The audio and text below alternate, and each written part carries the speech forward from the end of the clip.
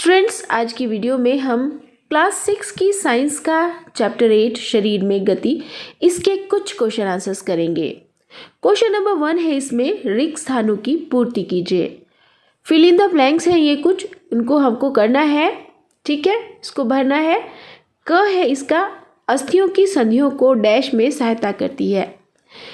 तो अस्थियों की संधियों को गति सहायता करती है, ठीक है, अस्थियों की संधियों को गति में सहायता करती है, ठीक है, अस्थियों की जो संधियां होती हैं वो गति में हेल्प करती हैं, सहायता करती हैं। नेक्स्ट क्वेश्चन है, ख, अस्थियां अनुपस्थित संयुक्त रूप से शरीर का बनाते हैं। क्या बनाते हैं, अब देख लीजिए, अस्थियां एवं उपस्थित संयुक्त रूप से शरीर का डैश बनाते हैं। तो इस डैश में हम क्या भरेंगे, ये खाली जगह में कंकाल। क्या बनाते हैं, ये मिलकर शरीर का एक कंकाल तैयार करते हैं, कंकाल बनाते हैं। अस्थियां और उपस्थित, उपस्थियां होती हैं, ये उपस्थित लिख दें। नेक्स्ट है, कोहनी की अस्थियां डैश संधि द्वारा जुड़ी होती है। अब जो हमारी कोहनी होती है उसकी जो हड्डियां होती है वो कौन सी संधि से जुड़ती हैं, संधि होती है बीच में जो जोड़ने वाली जगह होती है, तो उसे क्या कहते हैं, हिंज संधि। हिंज संधि से जुड़ी होती है, तो यहाँ पर हिंज आ जाएगा। कोहनी की अस्थियां हिंज संधि द्वारा जुड़ी होती है। गति करते समय डैश के संकुचन से अस्थियां खिंचती हैं। गति जब करते हैं तो किसके संकुचन से हड्डियां खिंचती हैं, मांसपेशी। तो यहाँ मांसपेशी को लिखेंगे। गति करते समय मांसपेशी के संकुचन से अस्थियां खिंचती हैं। क्वेश्चन नंबर 2 है, निम्न कथनों के आगे सत्य असत्य का निशान लगाइए। मतलब पढ़कर देख लीजिए क्या सही है और क्या गलत है, उसके सामने लिखना है। क है, सभी जंतुओं की गति एवं चलन बिल्कुल एक समान होता है। तो आप जानते हैं क्या ऐसा होता है, ऐसा बिल्कुल भी नहीं होता, क्योंकि जितने भी जंतु होते हैं उनकी गति और उनका जो चलन होता है बिल्कुल अलग होता है। आपने देखा होगा, सब अलग अलग तरह से चलते हैं और अलग अलग तरह से काम करते हैं। तो ये असत्य है, ठीक है, असत्य, सत्य असत्य का निशान लगाना है, क्योंकि ये बात गलत है, तो यहाँ असत्य लिखेंगे। उपस्थित अस्थि अपेक्षा कठोर होते हैं, तो ये भी असत्य है। नेक्स्ट है, उंगलियों की हड्डियों में सांठी नहीं होती, जो गांठ होती है उनको बोल रहे हैं, ठीक है, उंगलियों की जो हड्डियां हैं, तो ये बात भी गलत है, तो यहाँ भी असत्य लिखे हैं। आपने देखा है कि उंगलियों की जो हड्डियां होती है उसमें जो गांठ तो होती है, आपने देखा है अच्छे से, कभी कभी आप चटकाते रहते हो जिनको, तो ये असत्य है बात। नेक्स्ट है, अग्रभुजा में 2 अस्थियां होती हैं, ये बात सही है। आगे वाली जो भुजा होती है, आम जो होती है, उसमें 2 हड्डियां होती है, 2 अस्थियां होती हैं, ये बात सच है, तो यह सत्य लिखेंगे।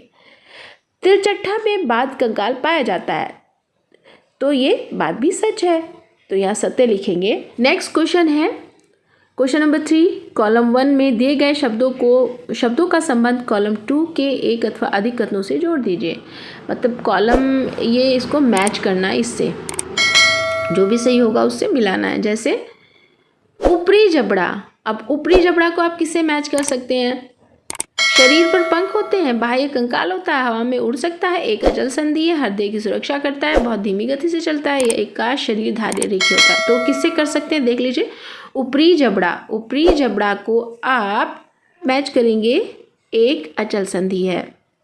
नेक्स्ट है मछली, मछली को किससे मैच करेंगे, अब देख लीजिए पढ़कर आप, यहाँ का शरीर धारा रेखी होता है, इससे मैच करेंगे, मछली को हम करेंगे, इससे मैच करेंगे। नेक्स्ट है पसलियाँ, पसलियाँ क्या करती हैं, हवा में उड़ सकता है, एक अचल संधि है, बाह्य कंकाल होता है, हृदय की सुरक्षा करती हैं, ये वाला मैच करेंगे पसलियों से, हृदय की सुरक्षा करती हैं, ठीक है।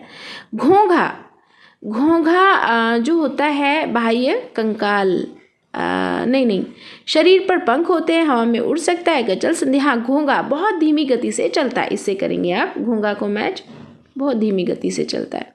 तिलचट्ठा, तिलचट्टा शरीर पर पंख होते हैं, बाह्य कंकाल, ये वाला करेंगे, सेकंड वाला, ठीक है, बाह्य कंकाल होता है, इसको मैच करेंगे। नेक्स्ट क्वेश्चन देख लीजिए, निम्न प्रश्नों के उत्तर दीजिए। क्वेश्चन नंबर 4 है, कंदुखलिका संधि क्या है। अब ये एक संधि का नाम है, अब अजीब सा नाम लग रहा है आपको, लेकिन ये संधि क्या होती है, जो जोड़ होते हैं हड्डियों के, मैंने पहले भी बताया, तो उनमें से ही एक संधि का नाम होता है कंदुखलिका। ये कौन सी होती है, ये वो वाली संधि होती है जिसके द्वारा, जिसकी वजह से हम अपने बॉडी के पार्ट को किसी भी तरफ मूव कर सकते हैं, घुमा सकते हैं।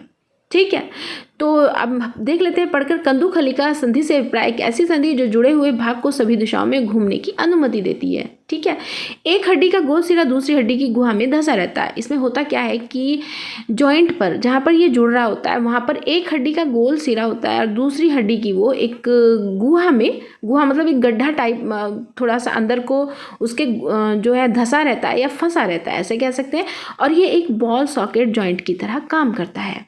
ठीक है, कैसे, क्योंकि ये एक वो जोड़ है जिसको कंदुखलिका संधि कहते हैं और इसके द्वारा हम अपने बॉडी के पार्ट को किसी भी तरफ ऊपर नीचे आगे पीछे घुमा सकते हैं। तो इसका जो उदाहरण है वो है कंधे और हाथ का जोड़। आपने देखा है, हम अपने कंधे पर जो हमारा जोड़ रहता है उससे हमारा हाथ जुड़ा रहता है और हम अपने हाथ को आगे पीछे ऊपर नीचे कहीं भी घुमा सकते हैं। नेक्स्ट है, कपाल की कौन सी अस्थि अच्छी गति करती है। इसका उत्तर है कपाल में केवल निचले जबड़े की अस्थि अच्छी गति करती है। नेक्स्ट क्वेश्चन है, हमारी कोहनी पीछे की ओर क्यों नहीं मुड़ सकती। आपने देखा है, आपने कभी महसूस किया है कि जो आपकी कोहनी है, क्या आप उसे पीछे की तरफ मोड़ सकते हैं।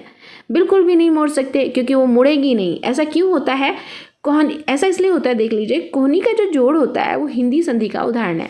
अब कोहनी के जोड़ वाली जो संधि होती है, जोड़ जो होता है, उसको हमने क्या नाम दिया है, हिंदी संधि। तो ये कैसी संधि है कि एक ही तरफ मुड़ सकती है। कोहनी का जोड़ हिंदी संधि का एक उदाहरण है जो केवल एक ही गति की अनुमति देता है। जो केवल गति की अनुमति देता है, वह केवल एक ही दिशा में गति करती है। एक ऐसी गति की अनुमति जो कि एक ही तरफ मुड़ सकती है। सिंपली आप इसको ऐसे समझ लीजिए। इसलिए हम अपनी कोहनी को पीछे की ओर नहीं मोड़ सकते। बस इतना समझ लीजिए कि जो कोहनी का जो जोड़ होता है उसकी जो संधि होती है उसका नाम हिंदी संधि होता है और ये एक ही तरफ मुड़ सकती है। आपने अपनी कोहनी देखी होगी कि आपकी जो कोहनी है वो पीछे की तरफ नहीं मुड़ सकती। ओके स्टूडेंट्स, उम्मीद करती हूँ कि आज के जो क्वेश्चन आंसर्स हैं आपको बहुत अच्छे से इजीली समझ आ गए होंगे। अगर आप चैनल पर नए हैं तो सब्सक्राइब कर दीजिए, बेल आइकन को दबा दीजिए ताकि आने वाली ऐसी यूजफुल वीडियो का नोटिफिकेशन आपको मिल जाए। Thank you.